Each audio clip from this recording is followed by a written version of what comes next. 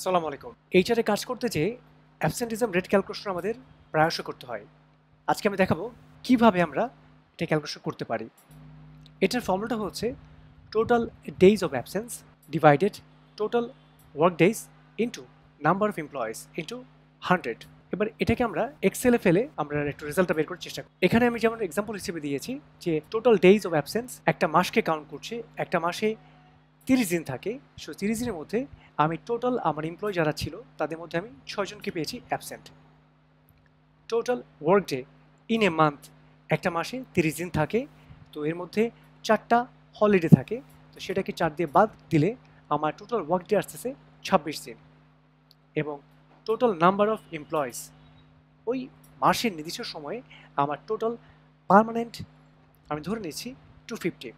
তাহলে রেজাল্ট চলে এসছে আমার 0.09%। এটা একটা বেঞ্চমার্ক আছে, একটা স্ট্যান্ডার্ড বেঞ্চমার্ক আছে। It should not be more than 3.5% per year.